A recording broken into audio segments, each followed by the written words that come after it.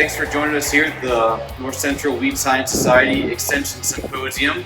One of the reasons we asked you to be here is you've done just a tremendous amount of, say, alternative extension programming that us as weed scientists are not typically used to do. We're more of a show up, give a PowerPoint or field day type, and one of the things that we really wanted you to talk about were these cafe talks that you put together across the state of North Dakota. So I figured first, Abby, what is a cafe talk?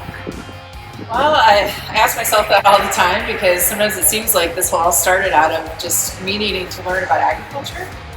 So I figured I wanted to go into that space that was most comfortable for farmers and for consultants, and oftentimes that's the cafe. So this project and this idea kind of came about from needing to be in a comfortable space, also needing to learn from farmers about what we should be doing in the soil health program or at NDSU in general.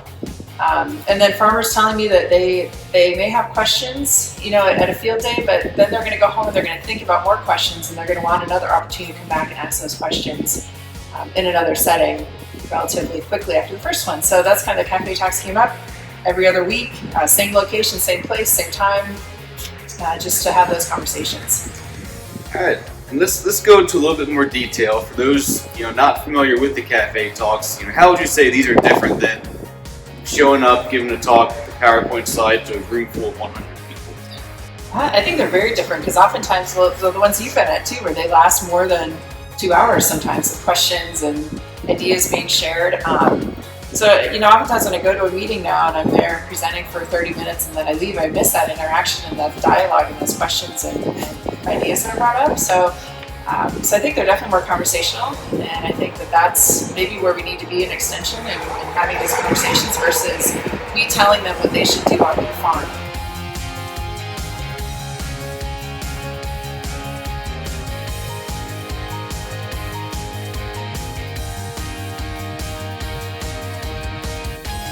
So I should ask you, since we're having a discussion, what have you gotten out of them? And to me, they really are probably the most fun extension events I'm a part of throughout the winter, and that's for a variety of reasons. But one, it's really nice just because I don't have to prepare anything. I grab a box of weed guides, hop in the truck, and then we're off. And since these are revolved mainly around soil health, that's what they were born from. I may go 20 or 30 minutes at a time without talking, but it doesn't mean I'm not listening and hearing what's on everyone's minds. And then, eventually if a weed question comes up, we'll get our typical, I've got this weed, what do I do to control it? And that someone's happy with that. That often, more often leads into an in-depth discussion. That's probably the only meeting that I've been a part of where I have not caught someone sleeping when I'm talking. Right, and most of them really aren't on their phones or anything like that. And actually, we're watching all that stuff. Where I have people there, and you've seen them, the hourly technicians or other technicians that will show up, and they'll be taking observational data from those cafe talks, and they'll start checking off on different topics. Are farmers falling asleep? Are they on their phones? Are they paying attention? How many people are engaged? And it's kind of nice to know those things because I have the same deal where I presented something. I'm like, gosh, are people falling asleep or not? And at the cafe talks, it's really interactive. Yeah. That may lead to a good follow-up question there. Have you been able to compile any sort of metrics on, our extension leadership is always looking for that, of how effective these are compared to the standard type of extension? We've been collecting data every 3 years on the cafe talks. What are farmers going away from them talking about cover crops or soil health more, or weed management when those topics come up? Are they sharing equipment now as a result of meeting each other and having that opportunity? And then also practices that they are adopting as a direct result of the cafe talks, or things that they're considering to try, which are kind of the ripe for the picking practices, and we focus our efforts on those that are they're considering, or things that they're already doing before coming to the cafe talk.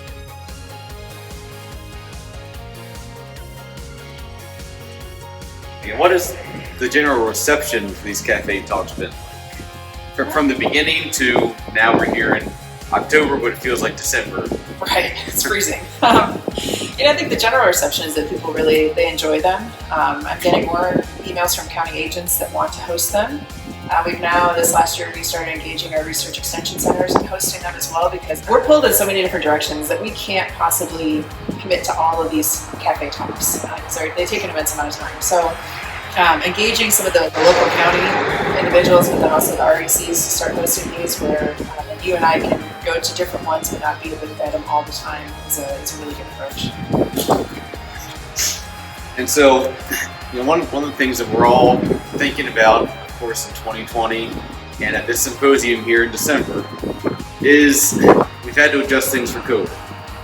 And March 13th was my last cafe talk I gave in person. While I drove back from that one, that's when I heard the president saying we're going to do 14 days of shutting down to flatten the curve, and life just hasn't been the same since. Now, we have had cafe talks since then, though. So, how do you feel these spun or were able to adapt to a virtual format? I think they've gone pretty well. So you and I hosted with Marisol. I think it was the three of us, wasn't it, or was somebody else engaged in that one too? It's the three of us and someone else. Someone else. Oh, I can't remember. But I think those went pretty well. It was certainly nice to be able to do that. And I know there were some days where you would hop on the cafe talk in the morning, and then you'd head out and do your field work in the afternoon. That seemed to work pretty well. And I think people enjoyed it. Maybe not as much as the in-person, but better than no contact. So. And I can't say out of the Zoom meetings that I've been a part of, that's probably the only format where people have unmuted themselves to ask a question. Yeah. So, in that regards, I could at least tell that they were somewhat paying attention versus every other Zoom meeting I've been a part of. I don't know who's even listening. Yeah, I think that was really good that they could, number one, they could come on to the cafe talk whenever they could and then get off if they needed to. So we had it was like an hour or 2 hour time block where we were just available, and we would do like a short presentation to kind of get everybody grounded and started. But that farmers, that they could come and go as they needed. I think that's good. You also don't know if they leave really, because it's not visibly somebody walking out of the room. So maybe it's a little more comfortable for them to leave if they have to.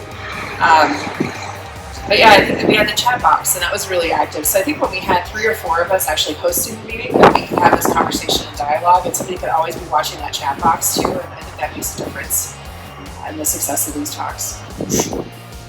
So, looking forward to this upcoming winter. I know we've had a couple virtual cafe talks under the belt. How do you envision this whole symposium's about what can we do differently in Extension? And this is already a different type of meeting. Have you put any thought into how could this be different in a completely virtual winter? I think the possibilities are actually pretty endless. As frustrated as I am that we have to do everything virtually, I think our worlds are going to open up wider, and I think we're going to have more discussion from all over the place in these kinds of meetings. I don't know if the county agents will do any in person, but they could. Maybe those smaller localized groups of 10 people might be okay in this time. And then people like you and I could join them over Zoom, which I think having one person on Zoom versus everybody is, I don't know how that'll work, but we'll try it probably. I know I've tried that in a couple of traditional meetings, and that has seemed to be a pretty favorable response. So most people being in person, 1 or 2 people zooming in. So I would guess it turns into a pretty wonderful cafe talk. So you'll be one of the first to try it with me then, I guess. Absolutely.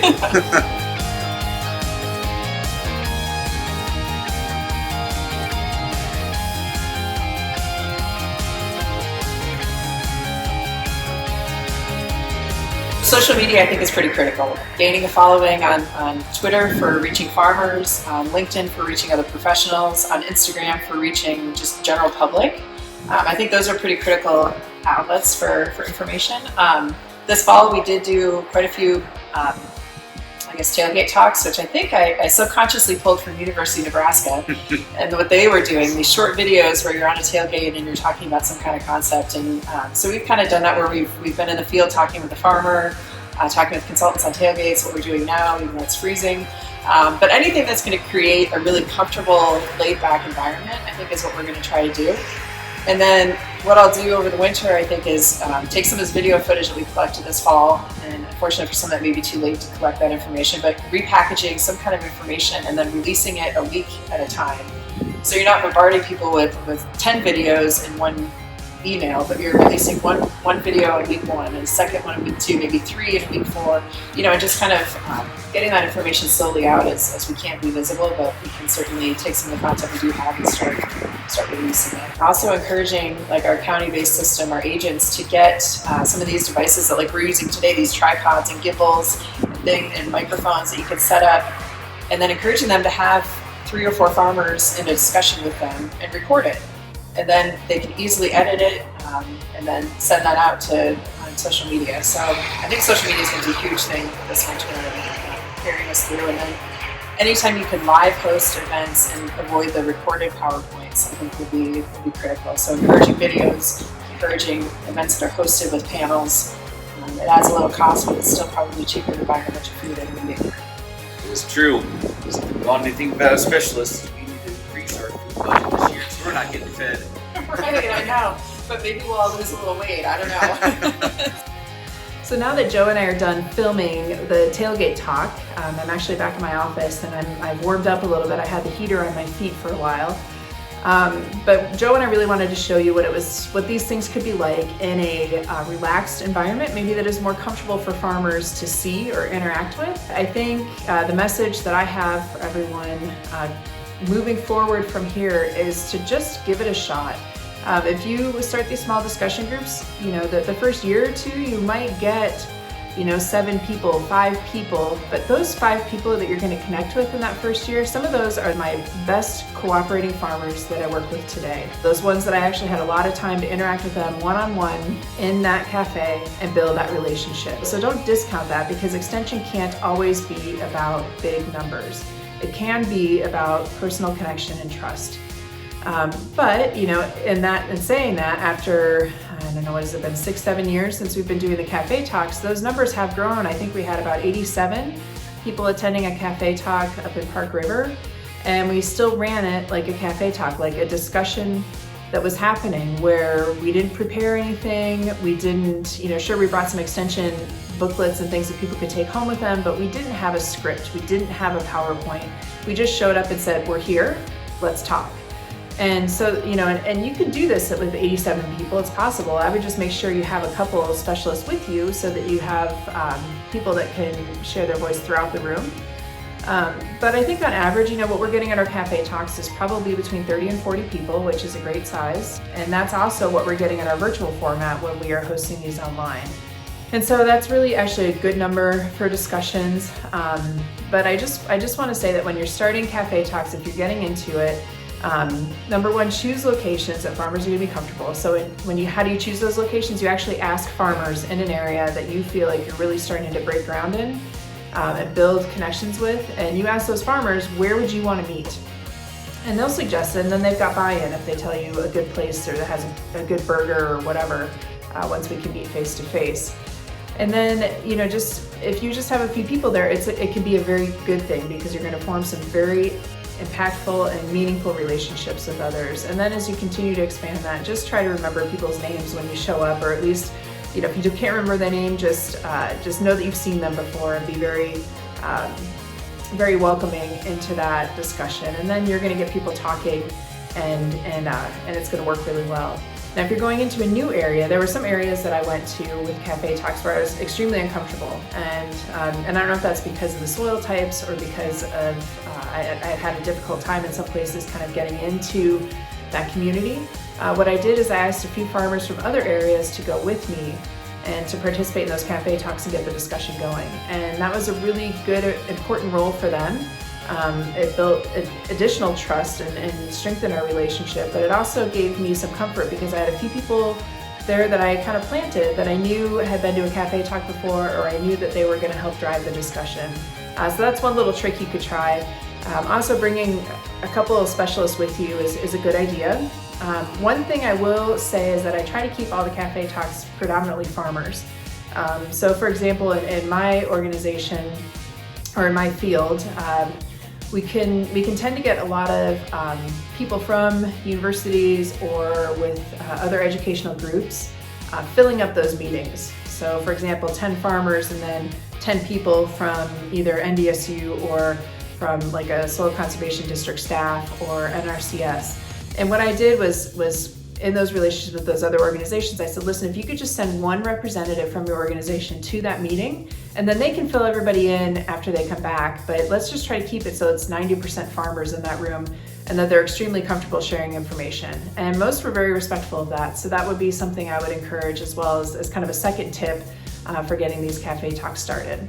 But I really appreciated this experience talking about the programming we're doing here at NDSU with others, especially in weed science. That's not an area that I've worked much in. I certainly appreciate your efforts, and it definitely is integrated with soil health in my discipline. But I'm open to answering any questions that people have, either during the panel that's part of the session, or if you send me an email or call me or text me afterwards, that's totally fine too. And I'm sure my contact information is part of this meeting, but if it's not, you can find me by searching NDSU Soil Health, and my information's all up there. So thanks again for the opportunity. I've really appreciated sharing some of what we're doing with you.